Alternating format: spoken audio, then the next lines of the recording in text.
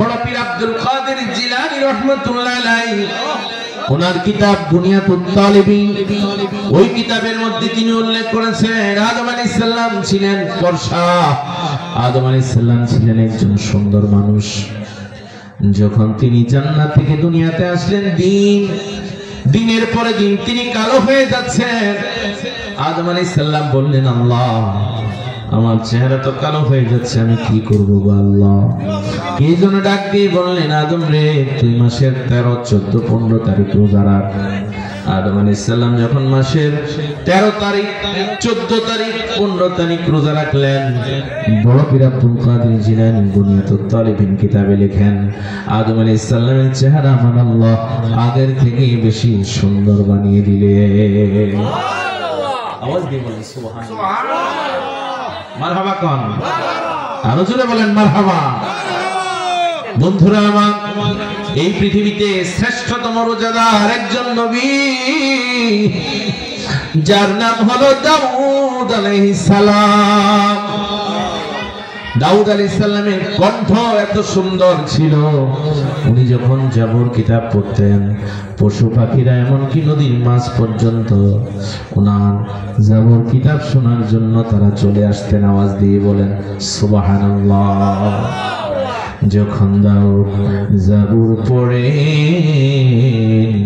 পশু পাখি শুনতে পায়, এত মধুর সুরে তিনি পড়তেন কিতাব খান, জান কবজে কালে তোমার হইবে আশা।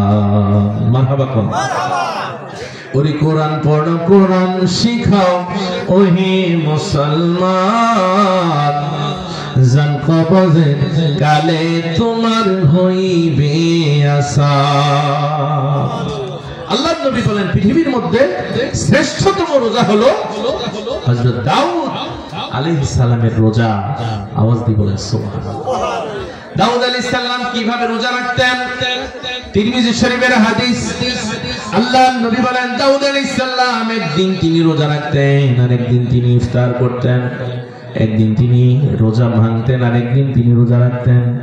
এমন করে তিনি তার যৌবনকাল, সারা জীবনকালটা আমার আল্লাহর খেদমতে, আল্লাহর মহব্বতে, আল্লাহর ভালোবাসায় রোজা রেখে কাটিয়ে দিয়েছেন। আওয়াজ দিয়ে বলেন সুবহানাল্লাহ।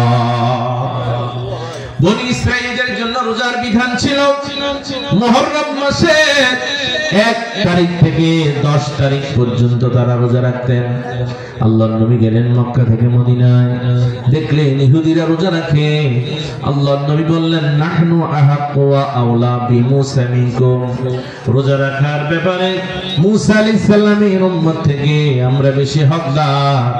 এইজন্য আল্লাহর নবী বললেন, আফদালুস সিয়ামি বা'দা রমাদান শাহরুল্লাহিল মুহাররম, রমজানের পর যে রোজা আল্লাহর কাছে সবথেকে বেশি দামি, ওই রোজা হলো মুহররমের রোজা। আওয়াজ দিয়ে বলেন সুবহানাল্লাহ।